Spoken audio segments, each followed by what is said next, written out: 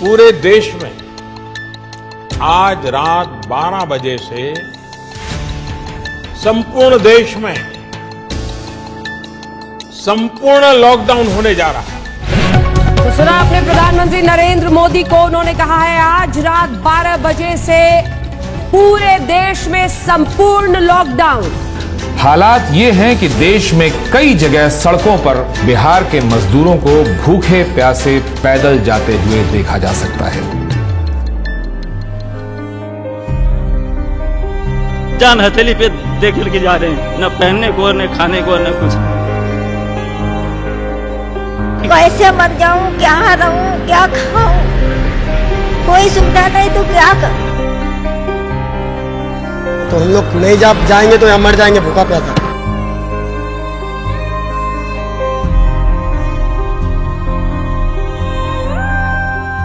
मेरे हस्बैंड खत्म हो गया, मेरा बाबू चला गया हमको छोड़ के। कोरोना से जंग में भी देखिए बिहार अस्पताल खुद बीमार है, अस्पतालों के हालात बता रहे हैं कि मरीज भर्ती हो जाएं तो वो भगवान भरोसे ही घर वापस हो पाएंगे। पटना के अस्पतालों में ऑक्सीजन की कमी है, अस्पतालों ने मरीजों को लेना बंद कर दिया है।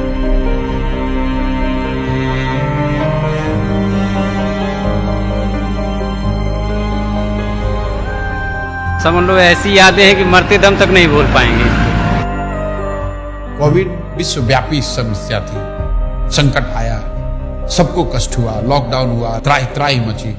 लेकिन पूरे देश में जो दुर्दशा बिहार के लोगों की हुई, लोगों ने बिहार के लोगों को घरों से निकाल दिया। लोगों को बस तक नहीं मिला, ट्रेन नहीं, गाड़ी नहीं, पैदल चल के बच्चों को लेकर अपनी पोटली, अपनी जीवन की पूरी कमाई, जमा पूंजी लेकर हजार हजार किलोमीटर महिलाएं, बच्चे पैदल चलकर आए। महीनों तक वो नजारा चलता रहा और हम जैसे लोग सारी शक्ति, ताकत, साधन होने के बावजूद कुछ नहीं कर सके। ऐसा लगा कि नहीं, अगर भगवान ने शक्ति बुद्धि दी है, कुछ ऐसा करना होगा जिससे कि समाज सुधरे।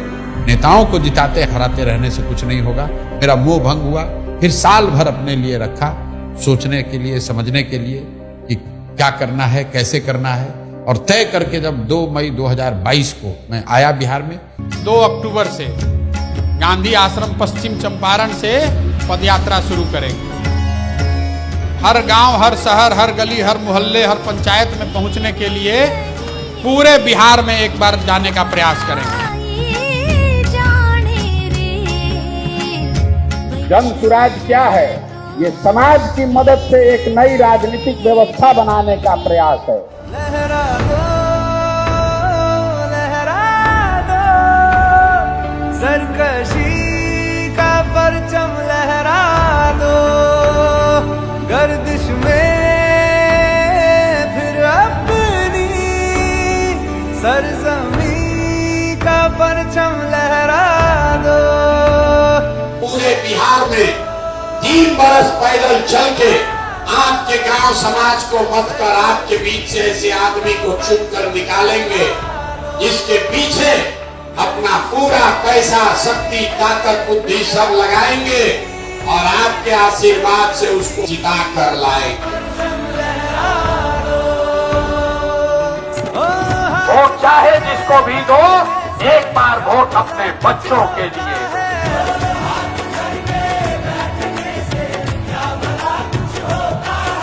वोट देते समय स्वार्थी बनिए, अपना और अपने बच्चों का हित देखिए।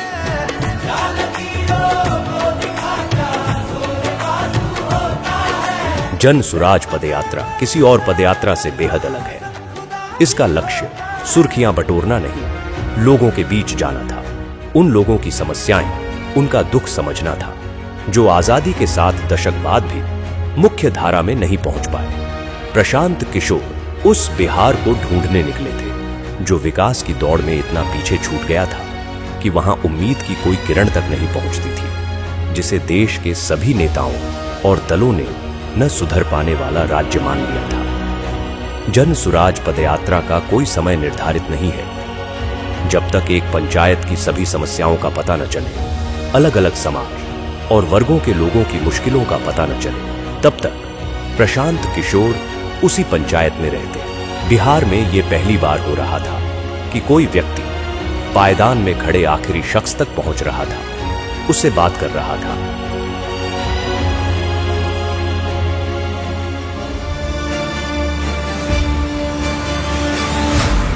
रात में पदयात्रा जहां खत्म होती, वहीं कैंप लगाया जाता।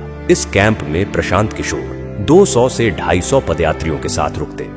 न सोने की सही जगह थी, न पीने का साफ पानी। कैंप में सुविधाओं का अभाव था, लेकिन बिहार में बदलाव लाने के हौसले के आगे ये तकलीफें असर नहीं करती थी। सुबह होते ही कैंप में गांव वालों का आना शुरू हो जाता।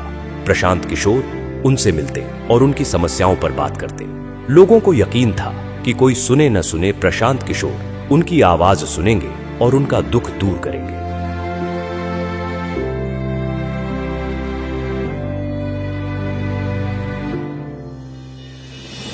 पदयात्रा हर वक्त चुनौतियों से भरी हुई थी। हर पल एक इम्तिहान था। कई सड़कें ऐसी थीं जहां सिर्फ पत्थर नजर आते थे। वहीं कुछ गांव ऐसे थे जहां सड़क पहुंची ही नहीं थी।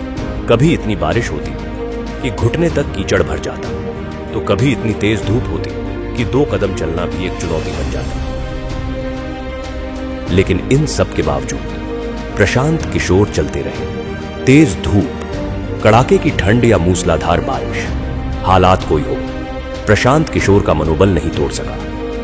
हर दिन प्रशांत किशोर 20 से 25 किलोमीटर पैदल चलते, लोगों से मिलते, छोटे छोटे समूहों में लोगों से बात करते। जो पदयात्रा महज कुछ लोगों के साथ शुरू हुई थी, अब उसमें लोग दूर दूर से आकर जुड़ने लगे।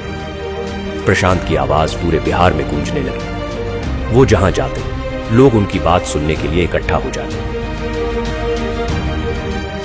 जिस मुखिया को, विधायक को जात और धर्म के नाम पर 500 रुपया और मुर्गा भात के लालच में आप वोट देते हैं, वही आदमी जब जीत कर आता है, आपके हलक में उंगली डाल के 5,000 10,000 रुपया निकालता है और आप बाप बाप चिल्लाते हैं कि भैया बड़ा भ्रष्टाचार।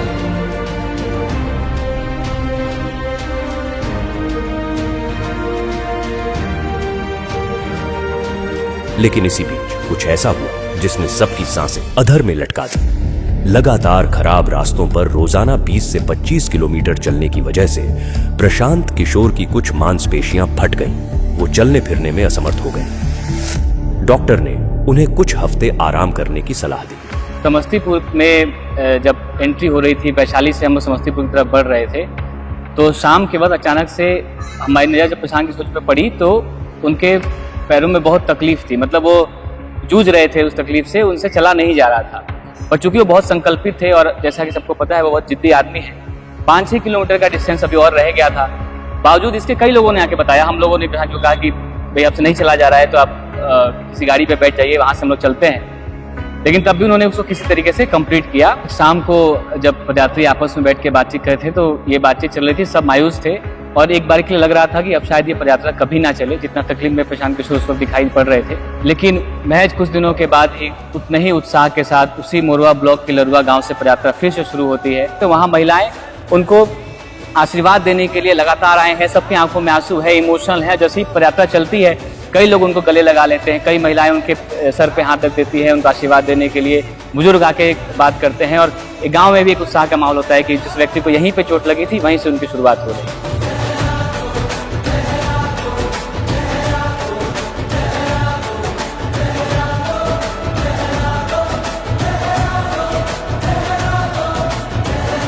कई लोग हमको कहते हैं भैया बड़ा कठिन काम ले लिए। मेरे घर वाले, मेरे दोस्त मित्र, जानने वाले, सहयोगी सब यही कहते हैं ये तो बहुत कठिन काम आपने ले लिया है। मैं कहता हूं भाई कठिन है इसलिए मुझे करना है, कोई दूसरा नहीं हिम्मत करेगा इसलिए मुझे करना है।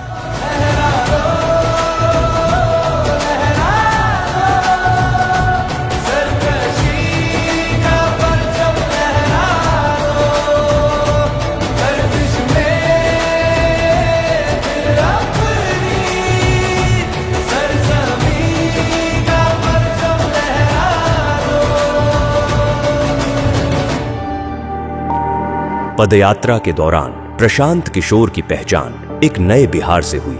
वो बिहार जो आंकड़ों से कहीं ज्यादा गरीब है। बिहार जितना आंकड़ों में गरीब दिखता है और जब आप उसको इन पर्सन फील करते हो तो दोनों में जमीन आसमान का फर्क है। क्या वो इन पर्सन और भी ज्यादा? बहुत भयानक दिखता है।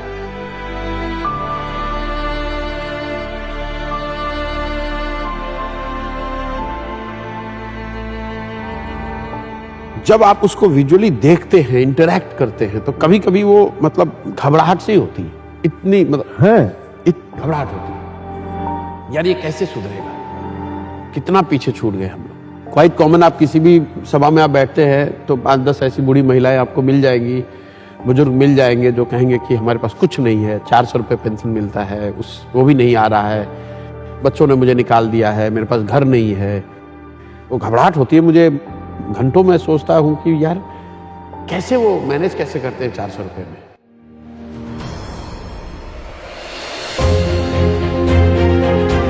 दो सालों की पदयात्रा में प्रशांत किशोर ने लोगों को जागरूक किया, उन्हें अपने वोट की सही ताकत का एहसास करवाया, उन्हें बताया कि उनका और उनके बच्चों का जीवन बदलने का तरीका है सही मुद्दे पर वोट देना। लेकिन हर जगह लोग यही कहते कि उनके पास विकल्प नहीं है। इसके अभाव में हर बार उन्हें न चाहते हुए भी उन्हीं कुछ दलों को वोट देना पड़ता है।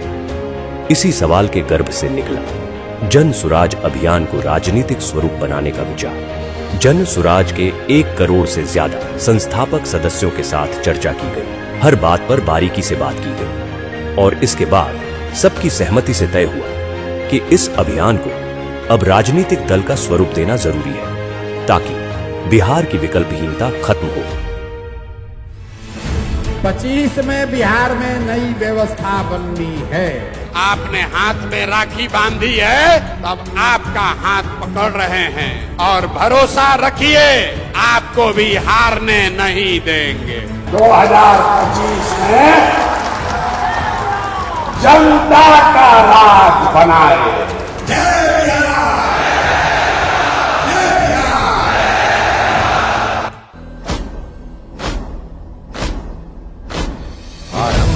प्रचंड बोल मस्तकों के झुंड, आज जंग की घड़ी की तुम हार दो। आरंभ है प्रचंड बोल मस्तकों के झुंड, आज जंग की घड़ी की तुम हार दो। मान वान शान या कि जान गाहो दान, आज धनुष के बाण पे उतार दो। आरंभ है प्रचंड, मन करे सो प्राण दे, जो मन करे सो प्राण ले, वही तो एक सर्वशक्तिमान है। विश्व की पुकार है, ये भागवत का सार है कि युद्ध ही तो वीर का प्रमाण है। जो लड़ सका है वो ही तो महान है। जन सुराज को आधिकारिक तौर पर जन सुराज पार्टी के तौर पर स्वीकार कर लिया गया है।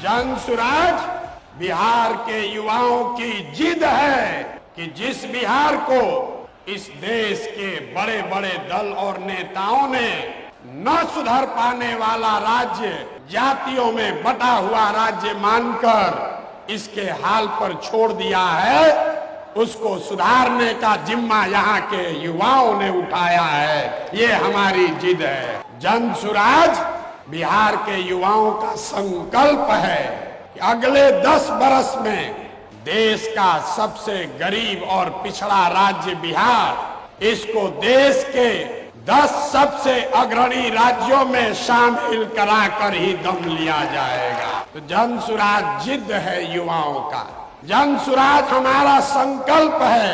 जन सुराज एक नई व्यवस्था है, लेकिन सबसे बढ़कर ये जन सुराज का सपना है। अपने जीवन काल में हम लोग ऐसा भी दिन देखना चाहते हैं जब हरियाणा, पंजाब, गुजरात, महाराष्ट्र से लोग बिहार में रोजी रोजगार करने आए, तब मानेंगे कि बिहार में विकास हुआ है। होना चाहिए कि नहीं होना चाहिए? होना चाहिए कि नहीं होना चाहिए?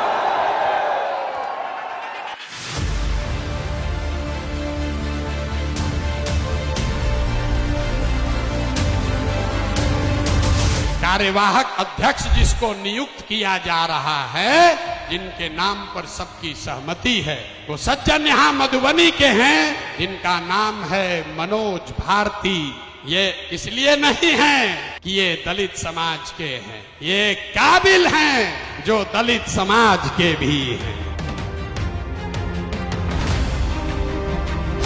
ये पहला ऐसा दल होगा जहां पर उम्मीदवारों का चयन जनता के द्वारा किया जाएगा।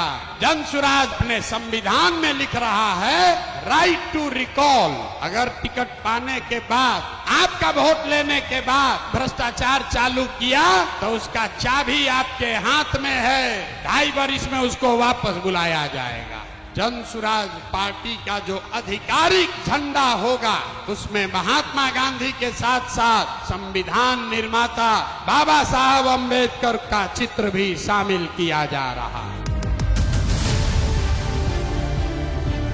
कमर कस लीजिए, जंग की शुरुआत ठान दी है, अब हम लोग पीछे हटने वाले नहीं हैं। जय बिहार, जय बिहार, जय बिहार, जय बिहार, जय बिहार। प्रशांत किशोर ने आज अपनी नई पार्टी लॉन्च की। पार्टी का नाम है जन सुराज पार्टी। इस मौके पर पटना के वेटरनरी ग्राउंड में प्रशांत किशोर ने बड़ा कार्यक्रम किया। उन्होंने कहा कि वो बिहारियों के सम्मान के लिए काम करेंगे। पार्टी के झंडे पर बापू और बाबा साहब दोनों की फोटो।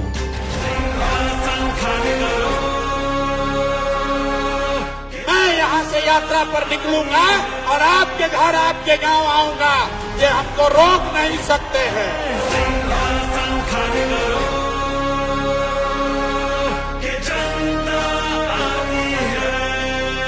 6 महीने के लिए कमर कस लो और अपने इस बेटे, अपने भाई पर भरोसा रखिए।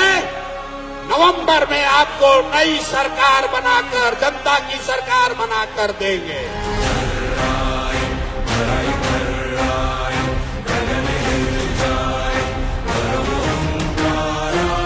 आप हमारे साथ आइए, हमारे साथ आइए और पूरे देश के राजनीति का निडिल घुमाकर अगर बिहार के ओर न कर दिए तो आपका बेटा नहीं।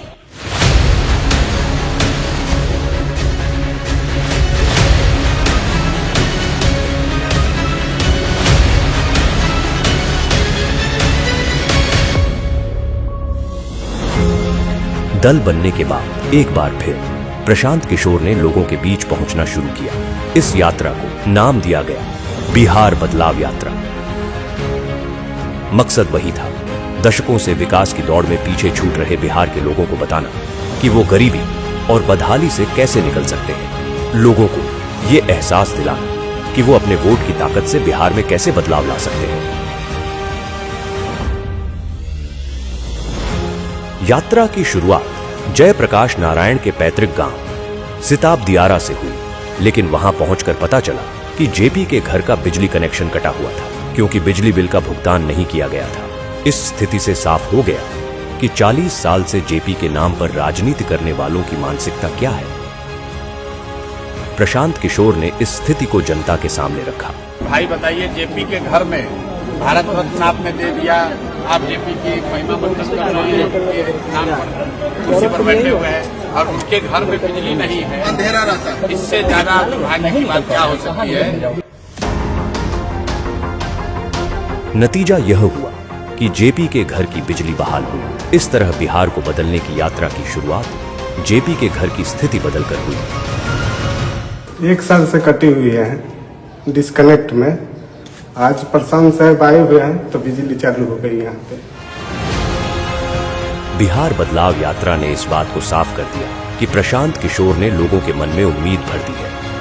वो जहां जाते हजारों की भीड़ उनके स्वागत में खड़ी रहती। लोग दूर दूर से प्रशांत किशोर को सुनने आ रहे थे। वोट बिहार का तो फैक्ट्री कहाँ लगना चाहिए, बिहार में कि गुजरात में? सबको बोलना है, वोट बिहार का तो फैक्ट्री कहाँ लगना चाहिए, बिहार में कि गुजरात में? बिहार में कि गुजरात में?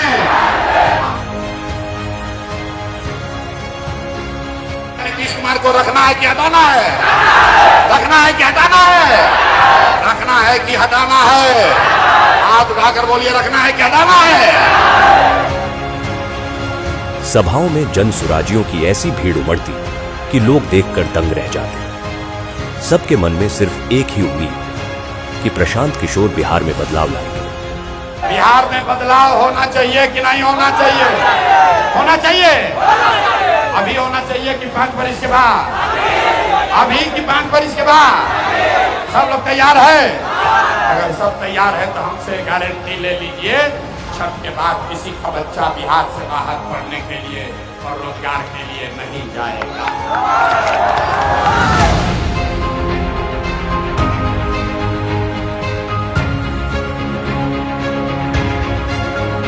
प्रशांत किशोर ने बिहार में इन 3 सालों में जो करके दिखाया है, उसने बिहार की राजनीति की दशा और दिशा दोनों बदल दी है।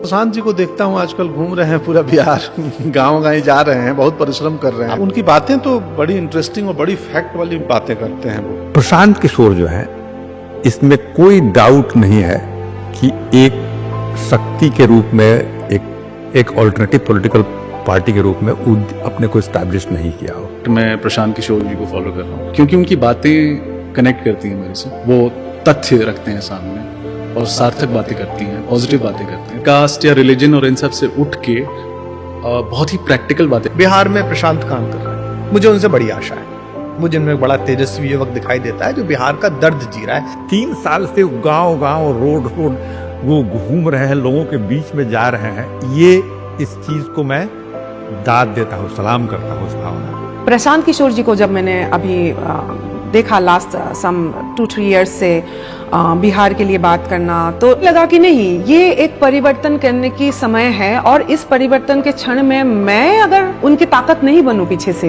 तो फिर मैंने क्या किया? फिर मैं समझती हूँ कि ये भी एक मोमेंट है कि बिहार की जो परिवर्तन की बात है, सपोर्ट करने की जरूरत है उनको। भारत की जो राजनीति है, उसमें प्रशांत किशोर जैसे लोगों का बोलबाला होना ही चाहिए। प्रशांत किशोर तो बहुत बढ़िया आदमी, राजनीतिक सूझबूझ तो उनके अंदर सबकी है। अब तो हवाएं ही करेंगी रोशनी का फैसला, जिस दिए में जान होगी वो दिया रह जाएगा। वो आदमी गांव-गांव में जाकर के अब ऐसी स्थिति वो क्रिएट कर दिया कि चर्चा हो रहा है उसका। कांधों लगा रहना और जाना, हर लोगों के गांव में बिना सिक्योरिटी के चलना, उतना हिम्मत के साथ चलना, तो मैं देख रहा हूँ एज ए जर्नलिस्ट, तो उस आदमी को सैल्यूट के सिवा हम कुछ नहीं कर सकते।